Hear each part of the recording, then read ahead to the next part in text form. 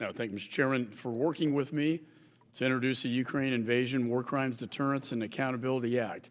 Today in Ukraine, we're not merely seeing the horrors of war, but we are seeing the evil of war crimes. Vladimir Putin's invasion of Ukraine was illegal and unprovoked.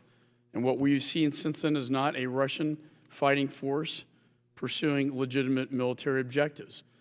Putin's troops have been committing barbaric war crimes against non-combatants in Ukraine, the kind of things we would expect from Nazi Germany or the butchers of ISIS, the bombing of a maternity hospital, corpses littering the streets of Bucha, hands tied behind their backs, bullets in their heads, some of them decapitated, mothers raped in front of their children, and young girls in front of their families, the bodies of families half buried together in shallow graves, the pillage of Ukrainian homes, stealing the possessions of defenseless families, the bombardment of apartments and public buildings providing refuge to children and the elderly, including a theater in Mariupol that had the word children written outside in Russian script large enough for satellites to see,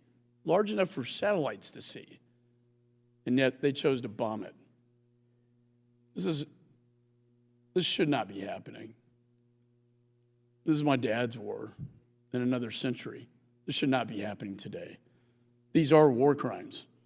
They violate basic standards of human decency. They violate international law captured in the Geneva and Hague Conventions and incorporated in the United States Code. Sadly, these are not the first war crimes committed by Putin's troops, as the people of Chechnya, Georgia, and Syria can attest. We cannot wait for the next atrocity before we act, and we need to ratchet up more pressure. But we must do what we can to deter Russian leaders, commanders, and troops in the field from additional crimes. And that's what this bill does. It will ensure that the United States is undertaking a coordinated effort to gather, analyze, and maintain evidence of war crimes.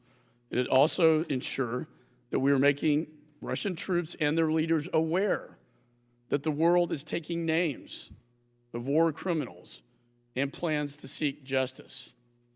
No country can remain neutral in the face of evil. And adopting this bill today is a first step forward towards the justice deserved by the brave people of Ukraine. The world is watching. History will judge us by how we act today. And with that, Mr. Chairman, I yield back.